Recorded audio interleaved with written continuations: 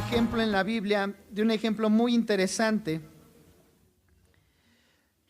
Si Dios te dijera que va a utilizar tu matrimonio para ejemplo de mucha gente, de muchas personas, yo creo que a muchos de ustedes les gustaría eso, ¿no?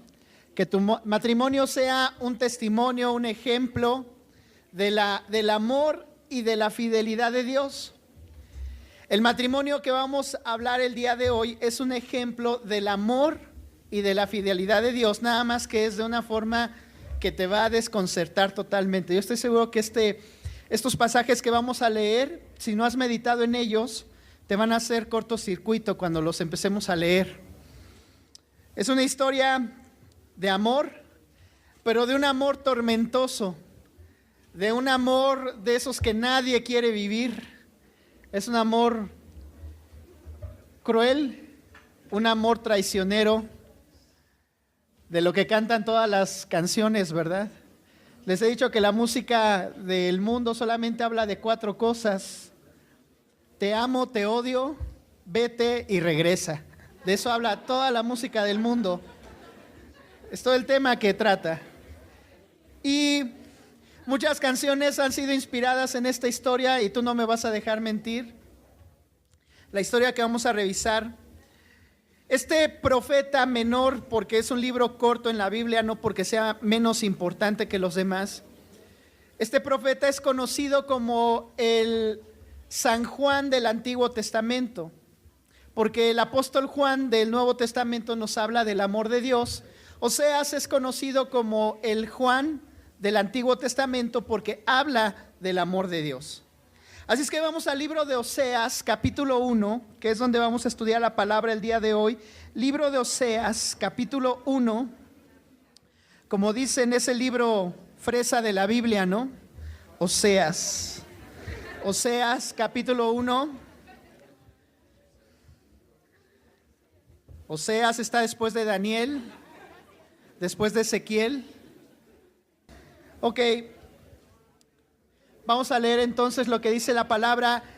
Y les pido pongan mucha atención porque esto es para irse de espaldas. Fíjate bien.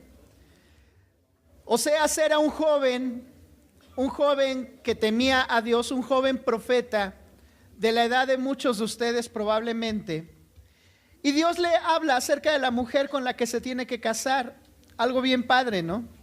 Dios le revela con qué mujer debe de casarse Oseas. Y cuando nos situamos en eso, vamos a ver qué tipo de mujer le dice Dios a Oseas, que es la mujer con la que se debe de casar. Tú te imaginas un varón profeta, pues una mujer virgen, una mujer limpia, una mujer como la mujer que le tocó a Isaac, ¿no? Que ya analizamos la vida de Rebeca. Nos imaginamos mínimo una mujer con esas características. Pero en el capítulo 1 de Oseas, en el versículo 2, Dios le habla a Oseas y le dice: dijo Jehová a Oseas, ve y tómate una mujer fornicaria e hijos de fornicación, porque la tierra fornica apartándose de Jehová.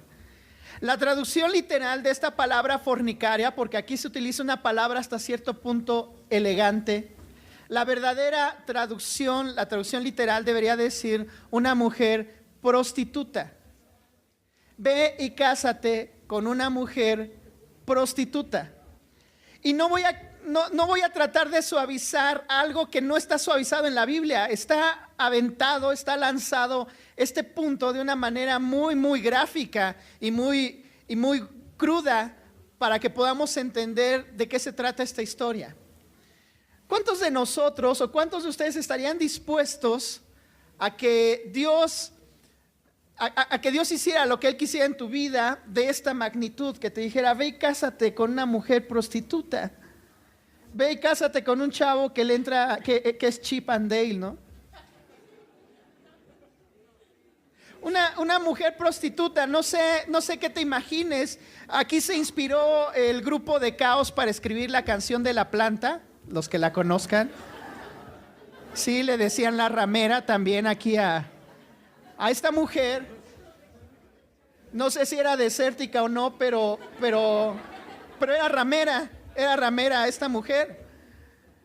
Bueno, como una pequeña cápsula. A las rameras se les conoce así porque en la Edad Media identificaban los prostíbulos poniendo precisamente flores de diferentes colores, algunas ramas, y ese era el lugar donde se indicaba que era el prostíbulo. Entonces por eso se les relacionaba con las ramas, y de ahí viene la palabra ramera, del ramo de flores que se ponía en la entrada de los prostíbulos. Eso era Gomer, una ramera, una prostituta. Y aunque usted no lo crea, Dios le pide a uno de sus hijos, a un profeta, a alguien que ejercía el sacerdocio, a alguien que ejercía el sacerdocio para Dios, a un varón entregado a Dios. Dios le pide que se case con una prostituta y que viva con ella. Y vamos a ver cuál fue la reacción de Oseas. Versículo 3. Fue pues y tomó a Gomer, hija de Diblaim, la cual concibió y le dio a luz un hijo. Y no solamente tuvo un hijo, tuvo 3 hijos con esta mujer. Se casó con una mujer prostituta, tuvo que irla a buscar, me imagino. Mira, hay muchos comentarios al respecto. En esta etapa el pueblo de Israel estaba totalmente prostituido en pos de otros dioses y sacrificaban cultos a Baal. Y algunos de los cultos a Baal involucraban perversiones sexuales como orgías. Dentro de sus cultos a Baal, ellos tenían orgías en las cuales supuestamente a través de eso fertilizaban la tierra para que hubiera una buena cosecha ese año y para que el dios Baal estuviera agradado de ellos. Eso era lo que practicaban, y muy probablemente Gomer pertenecía a ese tipo de prácticas, a ese tipo de costumbres, y Dios le dice que vaya Oseas y se case con esa mujer. Ahora, lo increíble de esto, hay muchas cosas increíbles. Número 1, que Dios haya pedido algo como eso. Número 2, que hubiera un joven que lo hubiera aceptado, porque eso te habla de la calidad de Oseas. Un varón realmente fiel y obediente a Dios, que cuando Dios le plantea eso, Oseas dice, está bien, lo voy a hacer. ¿Te imaginas tú, chavo, lo humillante que podría haber sido para Oseas casarse con una mujer ramera? Porque no creas que eso pasó desapercibido del pueblo de Israel. Es más, Dios provocó esta situación para llamar la atención del pueblo de Israel. Ese era el objetivo, que la gente se espantara de lo que estaba haciendo Oseas. Nadie en sus 5 sentidos se hubiera casado con una mujer como Gomer, y el objetivo de Dios era sacudir la conciencia de la gente de Israel. Es decir, que imagínate, ¿no? En el Twitter lo que publicaron acerca de Oseas. Se volvió un, ¿cómo le llaman? Trending topic, algo así. Ok, eso se volvió Oseas el venado. Eso fue el trending topic de aquella época en el Twitter, ¿no? O sea, todo el mundo sabía lo que había hecho Oseas. Y Oseas aguantó la humillación, aguantó el dolor, aguantó lo que un hombre podría sentir al hacer eso por causa de su Dios. El concepto que Dios quiere mostrar en este libro a través de la vida de Oseas es el concepto de fidelidad. El principal tema de este libro de Oseas es la fidelidad y el contraste, la infidelidad. Lo que Dios está planeando es utilizar este matrimonio de Oseas y de Gomer para mostrarle al pueblo de Israel cómo Dios mismo es capaz de amar a un pueblo que se ha prostituido en pos de otros dioses, que se ha prostituido en pos de otros ídolos, que ha puesto cosas en primer lugar antes que Dios. El pueblo de Israel estaba totalmente olvidado de Dios en esta época. Y Dios tiene que traer un mensaje contundente, un mensaje fuerte a través de un matrimonio como el de Oseas y de Gomer. Y aquí es donde entendemos que la gracia de Dios es multiforme. La gracia de Dios tiene muchas formas. Él se puede manifestar de muchas maneras. Y lo que está preparando aquí Dios es manifestarse a través de una prostituta casada con un profeta. Qué combinación tan más contrastante, tan más sacada de la realidad. Un profeta, un varón de Dios con una prostituta, Dios los une. La gracia puede hacer cosas como esas. Así es que no nos sorprendamos. Y no sería la primera vez que Dios utiliza a una prostituta para mostrar la gracia a través de esto. Recordaría yo ahorita a Rahab, la ramera, que fue la única mujer junto con su familia que se salvó en Jericó. Y en la genealogía de Jesús, ¿quién crees que viene? Rahab, la ramera. Si tú lees ahí en el libro, en los evangelios, cuando habla de la genealogía de Jesús, en su línea de ascendencia está justamente Rahab, la ramera, era pariente de Jesús. No sería la primera vez que la gracia se manifiesta a través de una prostituta. Esto es para volarnos la tapa de los sesos, ¿sí o no? Y lo que Dios quiere es hablarnos de fidelidad. Y Dios quiere sellar en el corazón de Oseas lo que Dios mismo siente cuando Él tiene que amar a un pueblo que no le es fiel a Él, a un pueblo infiel, a un pueblo que se ha prostituido. Y vamos a ver lo que dice Dios. Vamos ahora al capítulo 2.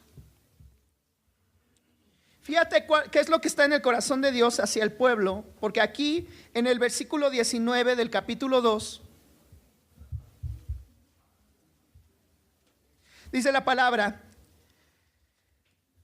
es una promesa hermosa y es lo mismo que Oseas le dijo a Gomer cuando la tomó de donde la haya sacado, siendo una mujer prostituta, ramera, fornicaria. Dice el versículo 19, y te desposaré conmigo, número 1, para siempre. El desposorio, a diferencia del noviazgo, sí, gracias. El desposorio, a diferencia del noviazgo, es algo para siempre.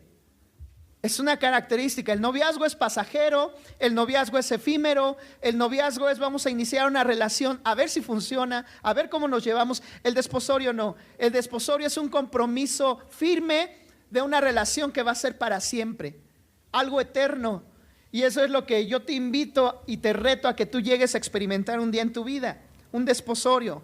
Te desposaré conmigo para siempre, te desposaré conmigo en justicia, juicio, benignidad, misericordia, y te desposaré conmigo en fidelidad y conocerás a Jehová.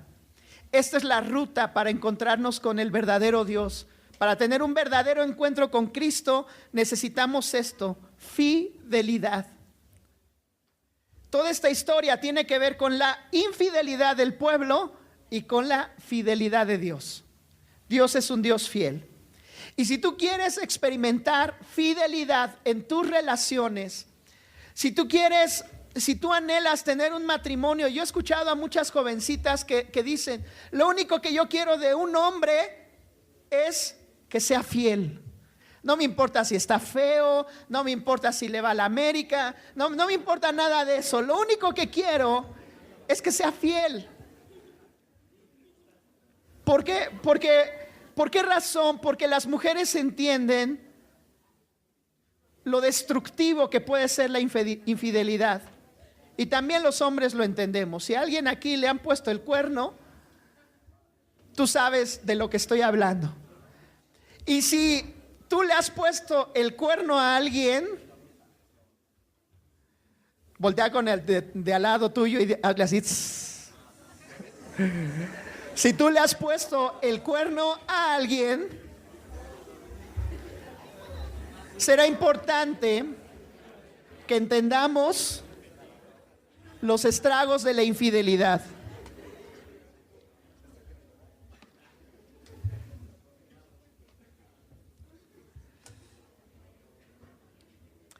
Entonces, fíjate bien, Dios, estamos ahorita viviendo con Cristo, si hablamos de esta figura de la iglesia y Cristo como comparándolo con un novio y una novia, la etapa que estamos viviendo es una etapa de desposorio, una etapa de preparación para el matrimonio, porque el libro de Apocalipsis nos enseña que va a haber al final de los tiempos, de estos tiempos que estamos viviendo, y el principio de los nuevos tiempos, de la eternidad con Cristo, el parteaguas de esos dos tiempos es una boda, la boda de la iglesia con el Cordero de Dios, una unión eterna.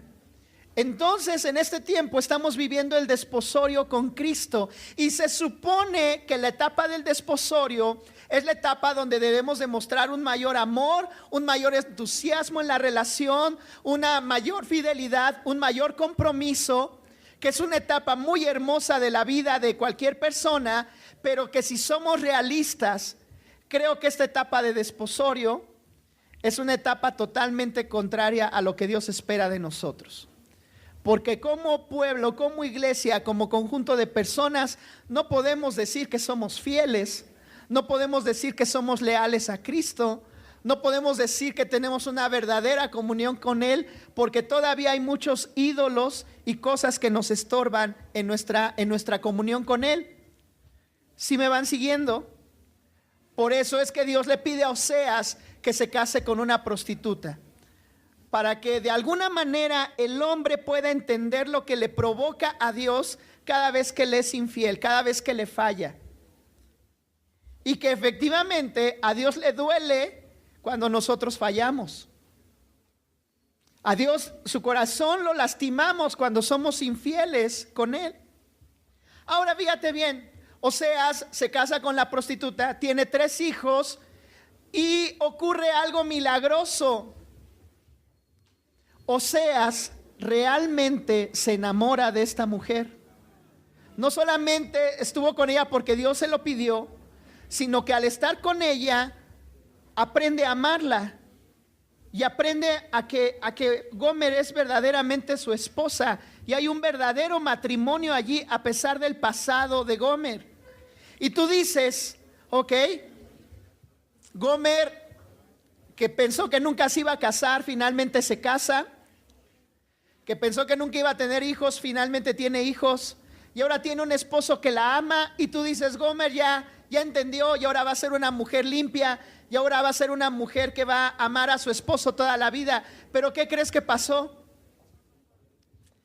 Que Gomer volvió con sus antiguos amantes y dejó a su esposo, y ahora no solamente era una mujer fornicaria, sino ahora se volvió una mujer adúltera. ¿Qué harías tú, chavo, si te pasa eso? Lo que haríamos todos, ¿verdad? Se acabó el asunto. Es algo que estaba destinado al fracaso desde antes que empezara. Es más, ¿sabes qué significa el nombre de Gomer? Significa fracaso. Eso significa el nombre de Gomer. Ese matrimonio, antes de empezar, ya estaba destinado al fracaso. Y sin embargo, a pesar de esto, vamos a ver lo que le dice Dios a Oseas nuevamente en el capítulo 3 de Oseas.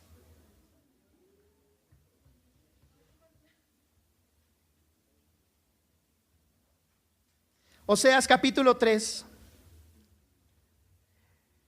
Me dijo otra vez Jehová: ve, ama a una mujer amada de su compañero, se refiere a Gomer, aunque adúltera, como el amor de Jehová para con los hijos de Israel, los cuales miran a dioses ajenos y aman tortas de pasas, que es una figura de lo que ofrece el mundo. Ve y ama a esa mujer. Dios le dice: ve y regresa con ella. Quiero que la vuelvas a amar, quiero que la vuelvas a traer a tu casa y que la perdones y que la vuelvas a amar a pesar de que ella te engañó nuevamente. Te está hablando no tan solo de la relación de Oseas y de Gomer, sino del amor de Dios con nosotros. ¿Cuántas veces, muchachos, hemos venido delante de Dios y le hemos dicho: Dios, perdóname, ahora sí no voy a fallar, ahora sí voy a hacer las cosas bien, Señor, ya no voy a cometer errores en el área sexual, mira, hice un voto delante de ti, traigo un anillo en el cual yo simbolicé que me iba a guardar para mi matrimonio, y otra vez volvemos a caer y otra vez volvemos a fallar. Y tú piensas que Dios se enoja contigo, y esto es una mentira del diablo. Y quiero enfatizar esto, porque muchos cuando fallan y se equivocan piensan que Dios está tan enojado con ustedes que ya no tiene caso volverse a levantar, que ya no tiene caso volver a intentarlo, y se quedan ahí y se empiezan a hundir más y más y más, porque piensan, o el diablo nos hace creer, que Dios está enojado con nosotros, cuando en este libro de Oseas nos muestra totalmente lo contrario. Dios le dice a Oseas: ve y ama a esa mujer adúltera, porque es lo mismo que Dios ha estado siempre dispuesto a hacer por nosotros: amarnos y perdonarnos cada vez que nosotros fallamos. Por eso dice: te desposaré en benignidad, porque benignidad significa la capacidad de perdonar. Eso es ser una persona benigna, capacidad de perdonar. Una persona buena tiene que ver con bondad. Una persona benigna tiene que ver con capacidad de perdonar, que es lo que Dios ejerce en nuestra relación con Él. Y dice el versículo 2, fíjate bien hasta dónde había llegado Gomer. La compré entonces para mí por 15 siclos de plata. ¿Qué quiere decir eso? Que Gomer se prostituyó, que terminó perdiéndolo todo y terminó como una esclava. Para que la pudieran comprar es porque era una esclava. Terminó esclavizada de la propia lujuria y concupiscencia que había en su corazón. Una mujer fornicaria, prostituta, adúltera, eso la aprisionó. Si tú abres puertas en el área sexual, vas a terminar aprisionado. La que sea, ponle el nombre que sea. Masturbación, pornografía, fornicación, homosexualismo, lesbianismo, ponle el nombre que sea. Si tú abres una puerta en el área sexual, esa situación al final del día te va a terminar esclavizando. Cosa que obviamente no te recomiendo. Y si tú estás atrapado en alguna de esas situaciones, te tengo buenas noticias. Hay alguien que no está dispuesto solamente a pagar 15 monedas para liberarte, sino estuvo dispuesto a entregar su sangre y su vida para que tú salieras de esa prisión. No tienes por qué estar encerrado en esa prisión. De eso nos habla este libro. Ese es el amor de Dios, que busca liberarte, que busca sacarte de esas situaciones.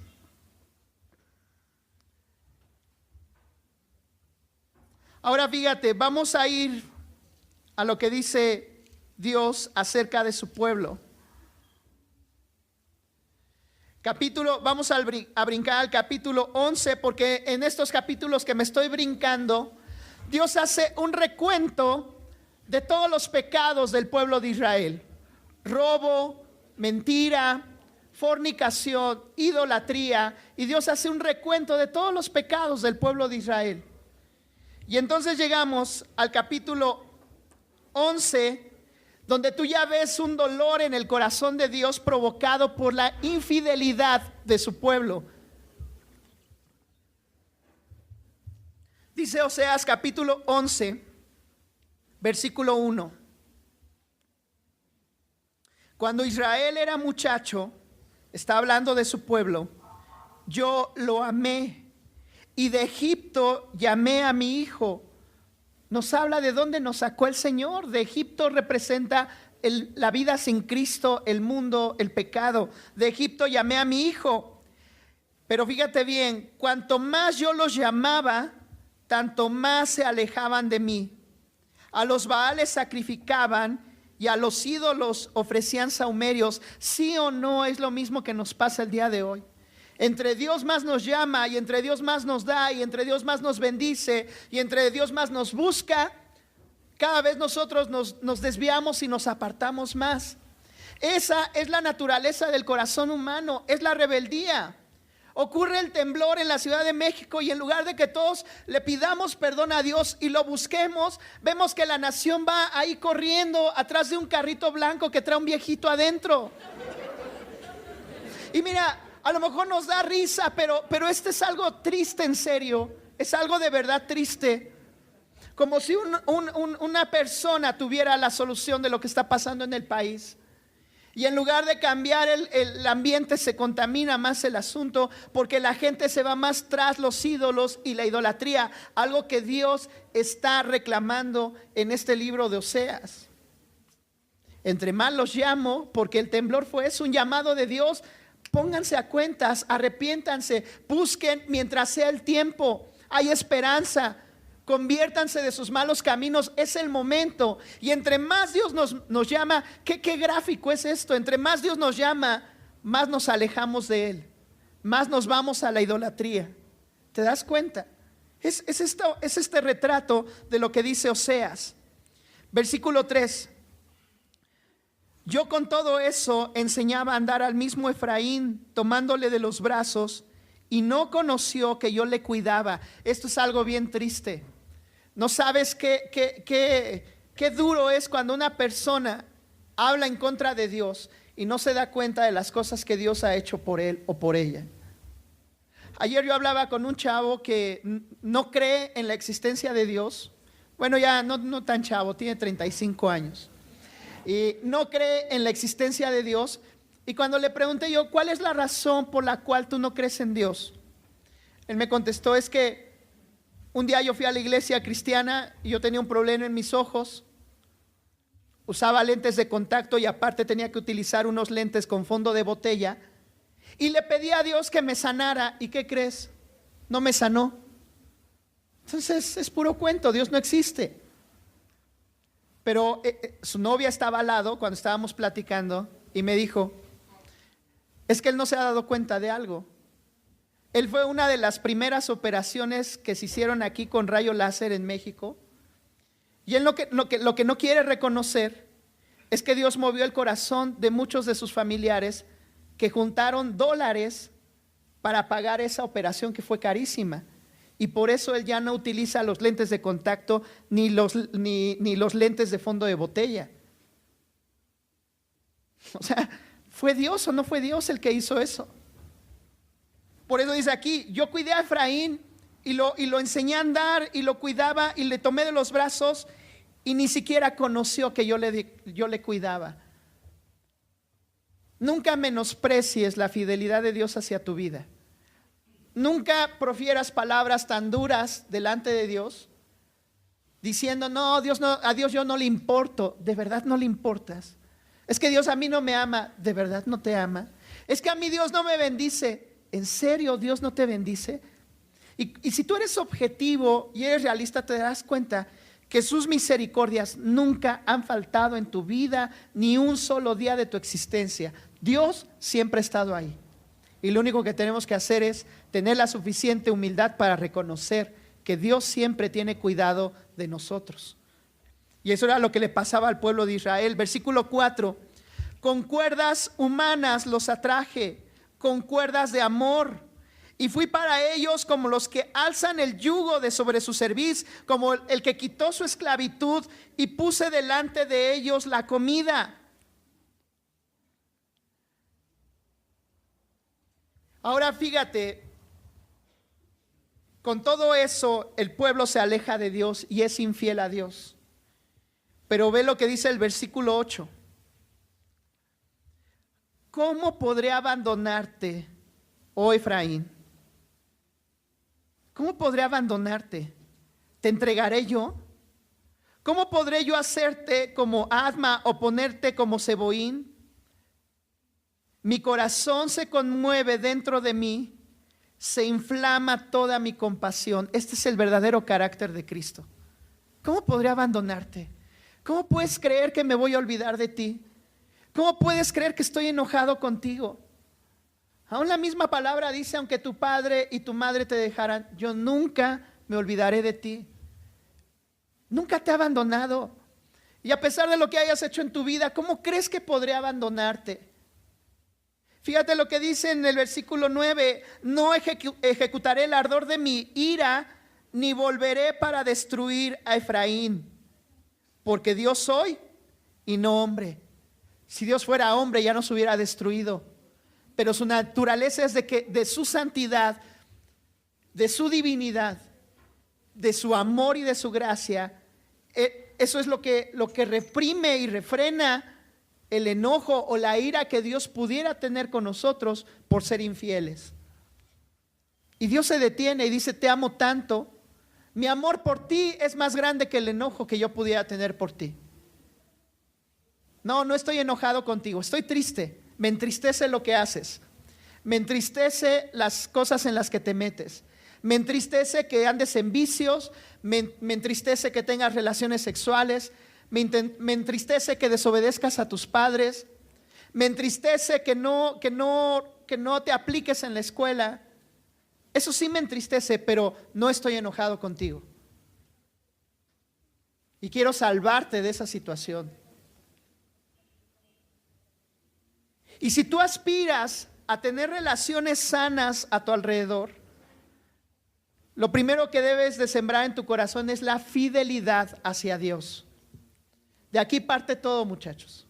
¿Quieren tener un matrimonio feliz?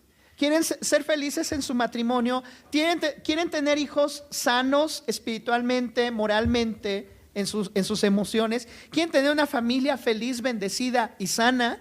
Sean fieles a Dios. Punto. No hay que darle más vueltas. Soy fiel a Dios y Dios muestra su fidelidad para conmigo, bendiciéndome en todo lo que yo haga, en mi trabajo, en mi escuela. De ahí lo importante de la fidelidad. Entonces, más que buscar que una persona no me engañe o que una persona sea fiel a mí, tendré que estar interesado o más interesado en ser fiel a Dios primeramente yo. Y si hiciéramos un examen del 1 al 10, ¿cómo andamos en fidelidad a Dios? Mira, mejor ni respondemos porque nos vamos a deprimir todos. Pero el reto es alcanzar eso, poder sacar 10 en fidelidad. Dios aprecia la fidelidad. Los héroes de la Biblia que se nos mencionan en el libro de Hebreos capítulo 11 son personas que se mantuvieron fieles a Dios hasta las últimas consecuencias. Por eso Jesús enseñaba: si eres fiel en lo poco, te pondré sobre mucho.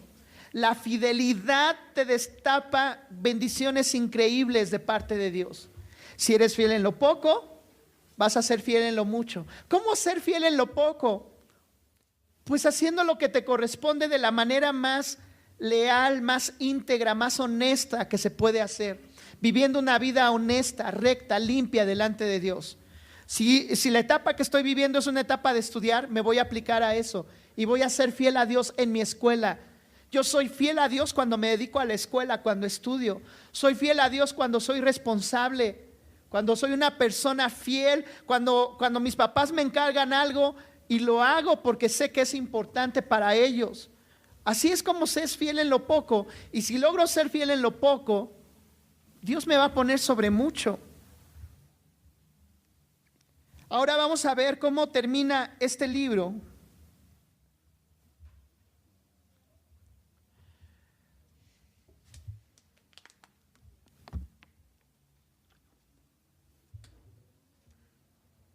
Ahora, esto no es un regaño, muchachos, espero que no me estén malentendiendo, es realmente reflexionar en por qué Dios le pide a un hombre que se case con una prostituta. ¿Qué mensaje Dios nos quiere dar a través de eso?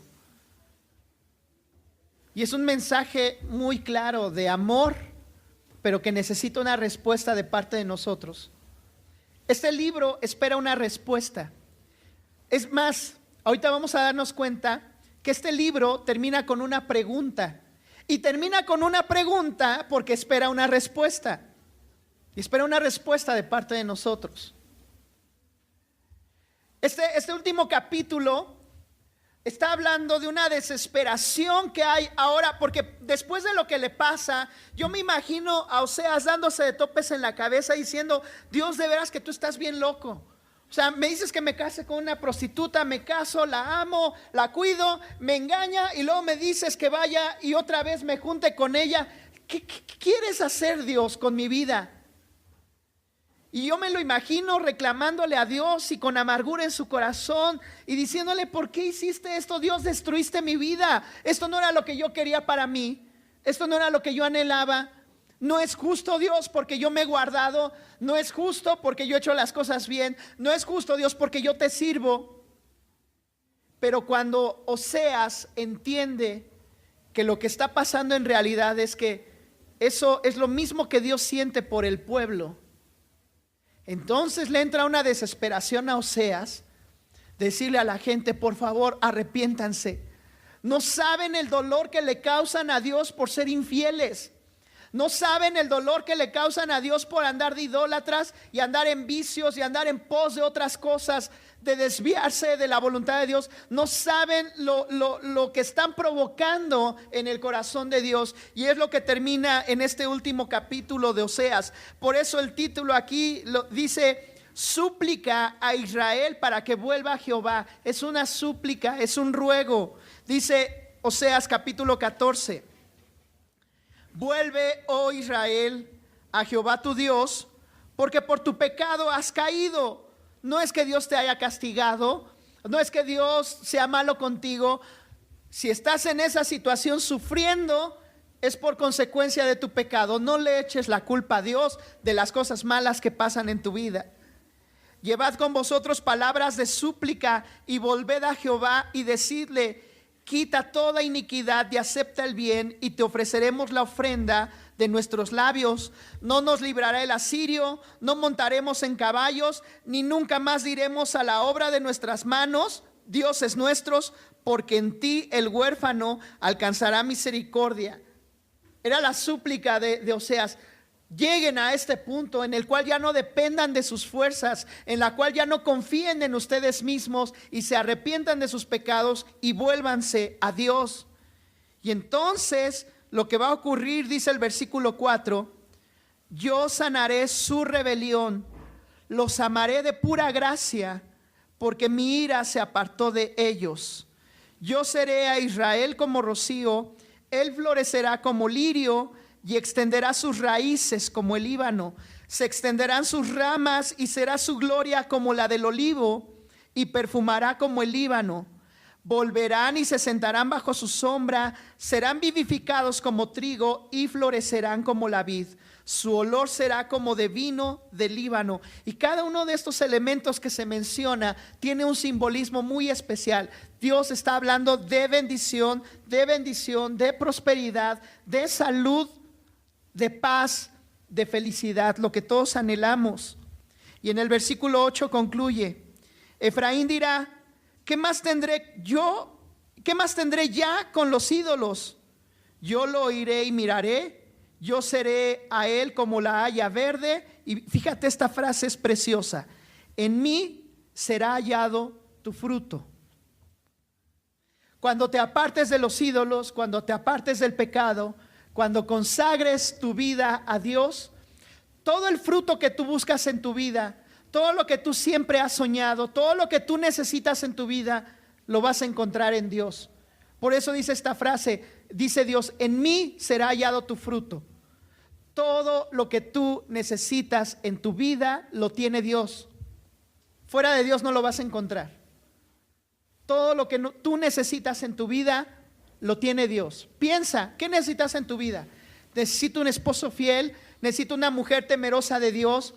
Yo anhelo tener hijos obedientes, hijos que no se parezcan a mí, sino que sean mejores que yo.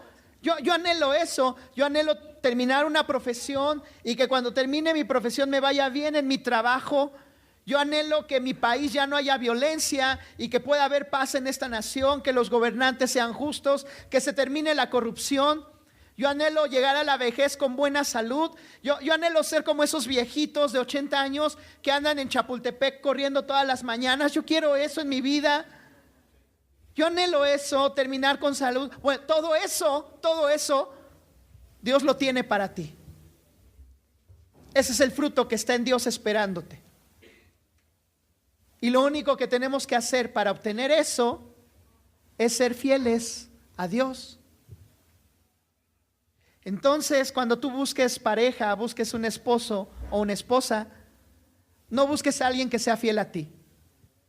Busca a alguien que sea fiel a Dios. Y si encuentras a la persona que le es fiel a Dios, encontraste un tesoro. Te va a hacer feliz esa persona toda tu vida. Ese es el concepto de fidelidad de Dios. Y lo que Dios busca primero es que seamos fieles a Él. Y entonces Él derrama todas sus bendiciones. Último versículo, y aquí está la pregunta con la que termina este pasaje. ¿Quién es sabio para que entienda esto y prudente para que lo sepa? Todo esto que acabamos de platicar, ¿habrá algún sabio en este grupo? ¿Alguna prudente que pueda entender esto, saberlo y responder de acuerdo a lo que acabamos de revisar? Porque los caminos de Jehová son rectos y los justos andarán por ellos, mas los rebeldes caerán en ellos. Si tú te acercas a Dios con un corazón sincero, con un corazón que realmente quiere aprender de Él, vas a encontrar este camino. Es un camino recto, es un camino limpio, es un camino allanado, es un camino que dice la Biblia que aunque sea yo muy torpe, por muy torpe que sea, no me voy a perder porque este camino es recto. No hay curvas, no hay Y, no hay vueltas, no hay cómo perderse. Es un camino recto. Pero que si yo me acerco a Dios con un corazón rebelde, con un corazón duro, con un corazón idólatra, con un corazón infiel, en lugar de encontrar este camino, me voy a perder y me voy a desviar totalmente. Y yo veo mucha gente que lee la Biblia y en lugar de salvarse, entre más leen la Biblia, más se pierden. No porque la Biblia provoque la pérdida, sino porque hay dureza en el corazón. Por eso dice la palabra que este libro es una espada de doble filo. Puede ser bendición, puede ser maldición. Puede ser un camino de vida, puede ser un tropiezo. Por eso Jesús decía, yo soy la piedra angular y algunos van a edificar sobre de mí y otros se van a estrellar conmigo y van a perecer. Algunos van a tropezar conmigo, decía Jesús. Los que tengan un corazón rebelde, los que tengan un corazón duro, cuando se encuentren conmigo, en lugar de salvarse, se van a perder. Pero eso no depende de Dios, depende de nuestro corazón. Así es que la pregunta está en el aire, muchachos. ¿Quién será sabio y prudente para responder a este llamado de amor de Dios, un amor obstinado? Entonces ya no pongas pretextos de que Dios está enojado, ya no hay que poner pretextos de que a mí Dios no me ama, ya hay que quitar los pretextos de que Dios nunca me va a bendecir, sino hacer a un lado eso y caminar en fidelidad delante de Dios. Y te desposaré en justicia, en juicio, en benignidad, en misericordia, y te desposaré en fidelidad y conocerás a Jehová. Padre, te doy gracias Para más información y otros materiales, visítanos en www.unsegundomás.com.mx.